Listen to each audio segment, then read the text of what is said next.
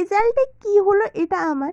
তো চলো পুরো ভিডিওটাই তোমাদের সাথেও শেয়ার করি প্রতিদিনের মতন। আর আমি আছি এখন বালিপাতার কাছাকাছি, আর নদী পাড়ের এইখানে অনেক আলু খোলা হচ্ছিল নতুন, যদিও এখন সিজন আলু খোলা। আর এইসব দেখতে দেখতে আমি পৌঁছে যাই কলেজে।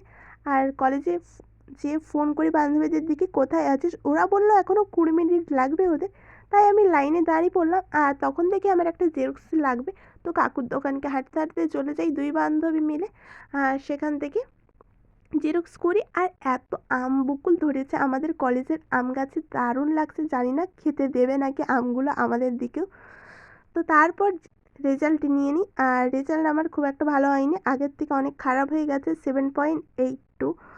আর আগের বারে হয়েছিল 8 কত একটা। তো আগের বারে ভালো হয়েছিল, এবারে অতটা ভালো হয়নি, কেন যে বলতে পারছি না।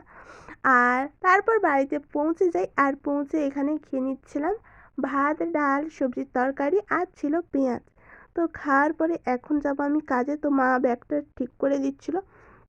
আর ঠিক করে দেওয়ার পর আমি বললাম আজকে ফুচকা আনবো। তো মা বললো না আজকে আনতে হবে না, দিদিরা মেলা যাবে, তুমিও যাবে। তো আমি বললাম দেখা যাক কী হয়। তো এখানে ফুচকা মানে কাজটা শেষ করে আমি চলে আসি কাকুর দোকানে। আর কাকু তখনই এসে এই আলুটা মাখছিল, এখনও টক জল হয়নি। আর আলুটা বেশ মাখার পর টক জল কমপ্লিট করে আমরা ফুচকাও খাওয়া শুরু করে দিই। আর খাওয়ার পর আমি চলে যাই বাড়ি। আর বাড়িতে এসে দেখি মানে দিদি মেলা থেকে ঘুরে চলে এসেছে। তো আমাকে বলেছিল যেতে, আমি যাইনি ইচ্ছে করি।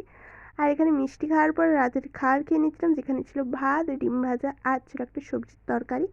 আর ভিডিওটা আমি এখানেই শেষ করলাম। তোমাদের কেমন লাগলো অবশ্যই কমেন্ট করে জানিও। ভালো লাগলে একটা লাইক করে দিয়ে ইউটিউব দেখলে সাবস্ক্রাইব করে পাশে থেকো। টাটা।